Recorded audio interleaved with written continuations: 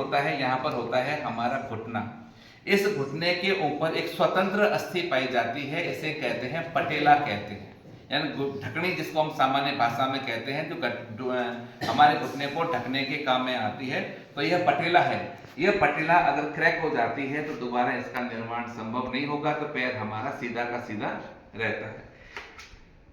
Femur और टिबियो fibula के बीच में यहाँ पर जो अस्थि होती है, इसके ऊपर पाई जाती है एक विशेष प्रकार की गदिनुमा पैड पाया जाता है, जो इन दोनों हड्डियों को टच होने से रोकता है। जैसे जैसे हमारी उम्र बढ़ेगी तो यहाँ पर उपास्थि से बनी हुई कवरिंग जो पैड होता है वो धीरे धीरे खत्म हो जाता है, तो दोनों हड्डियां आपस में टच करती है तो हमारे घुटनों का दर्द प्रारंभ होता है।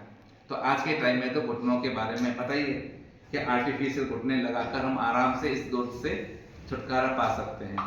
टिबियो फिबुला दो हड्डियों से मिलकर बनी है, बचपन में अलग अलग होती है, बड़े होने पर एक हो जाती है ताकि बच्चे के शरीर के भार को आसानी से सहन कर सके।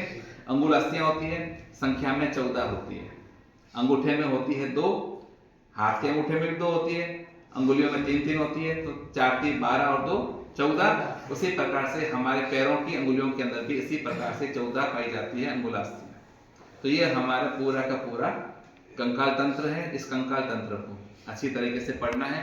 जो हमारे शरीर की लंबी हड्डियां जैसे फीमर है, जैसे ह्यूमरस है, ये अंदर से खोखली होती है। इसके अंदर पाया जाता है अस्थि मज्जा। ये अस्थि मज्जा क्या कार्य करता है बताओ? यह अस्थि मज्जा हमारे शरीर में रक्त कणिकाओं का, रक्त कोशिकाओं का निर्माण करता है।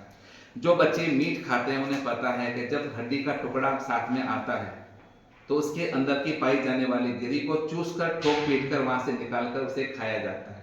तो वो अंदर से गिरी जो निकलती है वो वास्तव में अस्थि मज्जा होती है। और अपने यहाँ पर एक अवधारणा है कि खून बढ़ाना है तो अस्थि मज्जा खाओ। हमारे शरीर में कैल्शियम की पूर्ति करनी है तो हड्डियों के सूप को पी लो। हड्डियां किसकी बनी होती है? कैल्शियम की। कैल्शियम और मैग्नीशियम के पाए जाते हैं सल्फेट और फॉस्फेट, उससे बनी होती है हमारी हड्डियां। तो कैल्शियम हमें हड्डियों से प्राप्त हो सकता है, लेकिन अगर हमें कैल्शियम को डायरेक्ट प्रकृति से प्राप्त करना है तो हम किसका सेवन करेंगे?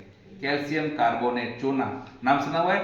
तो बुझा हुआ चूना होता है, उसकी थोड़ी सी मात्रा लेकर हम अपने शरीर को कैल्शियम से आसानी से उसकी पूर्ति करवा सकते हैं।